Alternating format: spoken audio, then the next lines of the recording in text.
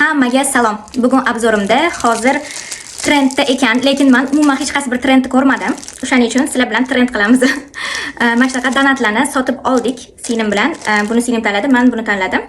Bu rozoviy serdechkali, bu esa kukis, Oreo'ga o'xshar ekan. Yeb ko'ramiz.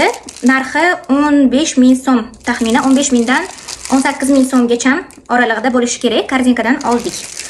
Buni o'zi oddiy ponchik bo'ladi. Kim agar umuman oldin yemagan bo'lsa, ustiga shirinlik qilib quymog'i bo'ladi. Bismillahirrohmanirrohim. Ochib ko'ramiz. Mana. O'zi bunaqa qilib yeyish kerak. Endi sizlarga ko'rinsin deb men bunaqasiga yeyapman.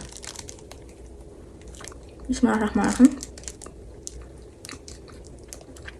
Ichida jemi bor ekan. Nechta jemi bor ekan. Bu yog'li bo'lsa ham, lekin mazasi yaxshi ekan. Nежный. Ichida jemi ham borligini bilmagandim, chunki men oddiy ponchik ustiga krem qilishgan deb o'yladim. Endi men bu qorasini yeb ko'ramiz.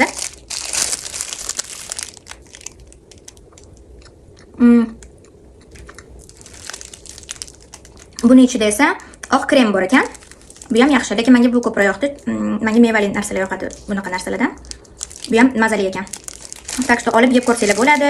O'lib qolmadim. Yangicha vkus bu sizlar uchun bo'ladi menimcha. Men uchun ham, chunki yangicha vkus bo'ldi. Bunaqa donat yemagandim. Hozir amerikanskiy donatlar ketdi deb aytishyapti. O'zbekistonga, lekin men hali umuman reklamasini hech qayerda ko'rmadim. O'shaning uchun birinchi o'zim hech qanaqa trendsiz obzor qilib ko'ryapman.